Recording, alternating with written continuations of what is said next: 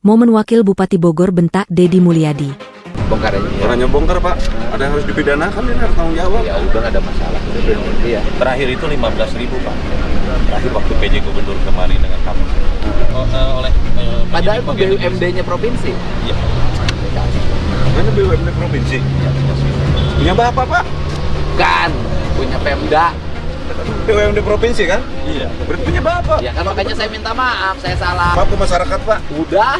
Masyarakat Bogor, Pak, yang meninggal udah yang banjir. berkali-kali udah minta maaf, Oh, kita sama-sama Karena salah, bentuk Pak. permintaan maaf saya adalah dibongkar. Oh iya. Oh, kita satu badan, Pak, ya? Provinsi, kabupaten, siap salah, Iya, Pak. bongkar, Pak. Bapak juga kenapa diem aja nggak dibongkar? Siapa? Kita dengan Pak Bupati salah, Pak. Siapa? Baru Keras, Deddy Mulyadi tak cuma bongkar hibis, incar tempat wisata lain. Gubernur Jawa Barat Deddy Mulyadi menegaskan, tidak hanya akan berhenti pada penertiban atas tempat wisata, hibis fantasi puncak, hibis. Pihaknya tidak hanya akan membongkar tempat wisata hibis fantasi yang diduga dibangun tak sesuai izin yang diberikan pemerintah daerah, Pemda, setempat. Demi mengembalikan kawasan hijau di Puncak, Bogor, Deddy mengatakan, juga akan membongkar bangunan-bangunan yang berada di daerah resapan air dan kawasan hijau. Kita akan konsisten seluruh wilayah Bogor kita kembalikan. Kita kembalikan lagi ke fungsi awalnya ya. Yang daerah-daerah resapan dan tata ruangnya nanti kita evaluasi. Ujar Deddy dalam video yang diunggah di akun Instagram pribadinya. Itu sebaiknya dilakukan. Demikian juga yang ada di Kali Bekasi, di Das Kali Bekasi. Kalau Puncak itu berdampak pada wilayah provinsi yang lain. Nah, kalau wilayah Kali Bekasi itu murni berada di Provinsi Jawa Barat.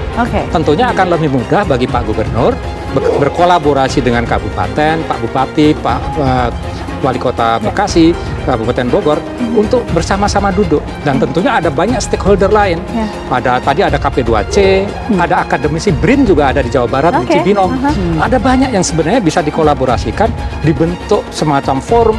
Contoh mungkin Satgas Citarum Harum ya, kolaborasi dari berbagai elemen, sehingga terjun bersama bagi tugas, hasilnya langsung terlihat.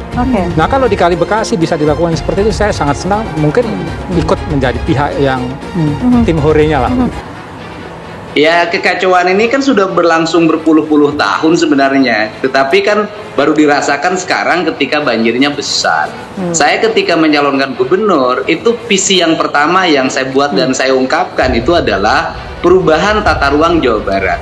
Ketika saya menjadi Wakil Ketua Komisi 4 DPR RI, beberapa kali saya ngomong ke Menteri, tata ruang itu harus per pulau. Nah, ini kan yang menjadi problem kita. Kita ini kan ribut itu ketika terjadi bencana. Kalau nggak ada bencana kan nggak pernah ribut. Kan pemahaman tata ruang kita kacau. Cara belajarnya kacau, cara melihatnya kacau. Untuk itu ya, saya kalau bicara persoalan koordinasi Bupati Wali Kota, kita ini sudah memiliki koordinasi yang sangat cukup dan sangat baik. Tetapi yang menjadi problem, seluruh kegagalan dan kesalahan dalam pembangunan ini kan sudah terjadi berpuluh-puluh tahun. Kemudian saya sampaikan ketika orang Jakarta mengatakan ada banjir kiriman dari Bogor, orang yang membangun villa, yang menutup daerah aliran sungai, yang menutup hulu-hulu gunung di Jawa Barat kan orang-orang Jakarta juga, bukan orang Jawa Barat sebenarnya. Nah, untuk itu kesadarannya, yang harus sadar pertama itu orang-orang Jakarta dan orang-orang yang memiliki kontribusi yang besar membangun rumah besar-besar di daerah pegunungan di Jawa Barat. Ya, sekarang sadar karena airnya balik lagi ke Jakarta. Selain akan menertibkan bangunan-bangunan di daerah resapan air dan kawasan hijau, Deddy akan menanam pohon, terutama di bekas tempat-tempat wisata yang terbukti tak sesuai izin, seperti lahan hibis yang dibongkar. Adapun jumlah pohon yang akan ditanam di kawasan eks wisata tersebut mencapai 50.000 pohon. Kita akan siapkan di sini 50.000 pohon, akan segera kita tanam. Kuli-kuli yang ada di sini nanti tugasnya menanam pohon dan merawat pohon. Dan ini semuanya nanti akan rapi kembali dan akan kembali hijau, ujar Deddy. Sejauh ini, sudah ada 2.300 pohon yang disiapkan dan sudah ditanam. Di momentum hujan ya kita gunakan. Kita hari ini bawa 2.300 pohon hari ini, pungkasnya. Adapun terkait bangunan di hibis fantasi, Deddy mengatakan sudah ada 25 bangunan yang telah rata dengan tanah, dari total bangunan mencapai 39, sehingga tinggal 14 bangunan lagi yang akan dibongkar. Bangunan yang dibongkar sekarang yang tidak berizin ada 25. Total bangunannya 39. Jadi ada 14 tersisa. Mudah-mudahan yang 14 tersisa ini yang pemiliknya itu menyerahkan juga, ujarnya. Menurutnya, pihak pengelola tempat wisata tersebut sudah kooperatif untuk pembongkaran bangunan. Sampai hari ini kooperatif. Karena saya tahu kan tempat rekreasinya bukan di sini saja banyak. Katanya lagi, yang mengejutkan, Dedi mengungkapkan perihal kepemilikan atas Hibis Fantasy Park.